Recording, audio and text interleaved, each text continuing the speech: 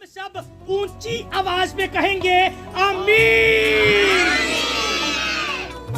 जो हवाला तुहाडे सामने पढ़िया है इहदे च लिखिया है अगर तू कुर्बान गाह ते जावे ते अपनी नजर गुजराने। पहली गल ते यह आ कि कुर्बान गाह केड़ी जगह है। अज दे दौर दी कुर्बान गाह केड़ी जगह है ते कुर्बान गाह ते जेड़ी नजर गुजरानी है वो नजर केड़ी है, वो कुर्बानी केड़ी है। ते इस गल नूं पहले सीख लवो। इत्थे मेरे वल ध्यान रखिया जी जरा। कुर्बान गाह केड़ी जगह है ते कुर्बान गाह ते जेड़ी कुर्बानी देनी है वो केड़ी है। जदों असीं रोमियो दा खत पढ़ने आ उहदे 12वें बाब दी पहली दूसरी आयत उत्थे लिखिया है अपने बदन ऐसी कुर्बानी देने के लिए पेश कर, यानी कि अपने बदन जिहड़े आ ये बदना दी कुर्बानी लेके कुर्बान गाह ते आ। इहदा मतलब ये होया कि कुर्बान गाह अज दी कुर्बान गाह ओ है जिथे असीं बहने आ दुआ करने आ कलाम सुनने आ ते उत्थे असीं जदों पहुंचने आ ते बाइबल च लिखिया है कि जदों तू कलाम सुनन ली जाए प्रस्तिश करन ली जाए दुआ करन ली जाए ते जदों तू जाए ते तेनू याद आवे कि याद आए कि तेरे भरा नू तेरी भैन नू किसी रिश्तेदार नू तेरे तो शिकायत है, तेरी उहदे नाल कोई लड़ाई झगड़ा है जो कहंदा है ओ नजर छड्ड दे अपनी कुर्बानी देना छड्ड दे ते पहले जाके ओनू मना। किनू मना?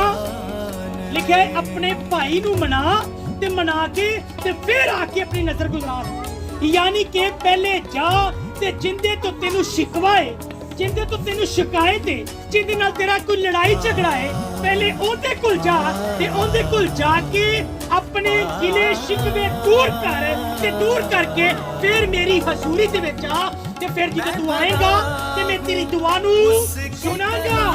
हालेलुया। ये कित्थों सीखने पे आ? बाइबल दे विचों। बाइबल च लिखिया है कि कुर्बान गाह ते नजर चढ़ाउण तो पहला जाके अपने भरा नू मना।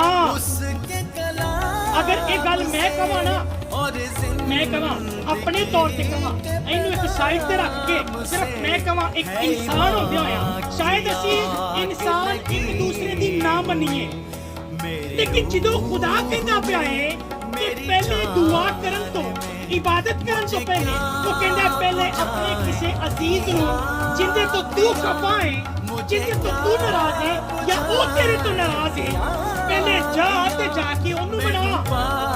तो कहंदा फिर आके मेरे हजूर च दुआ कर। ते क्या खुदावंद दी गल मननी चाहिए कि नहीं? फिर आज असी की कर जिस तरह ही इबादत खत्म होती है, तवज्जो ना सुनो इधर देखो जरा। जिस तरह ही इबादत खत्म होती है मैं नहीं जानता, लेकिन तुसी बखूबी अपने बारे जानते जे कि तुहाडे तो नाराज केड़ा है। तुसी जानते जे कि तुसी किते तो नाराज हो ते की करना है। बाइबल ने की सिखाया है? ओने क्या है कि जाके ओदे नाल सुलह कर ले, ओदे नाल जाके जरा ना कि ओनू पहले मना ले ते मना के ते फिर मेरे कोल आ दुआ कर ते कलाम सुन ते जदों तू दुआ करेगा ते फिर मैं तेरी सुनांगा भी ते तेनू बरकत भी देंगा। आज केड़ी जिंदगी जेड़ी बरकत नहीं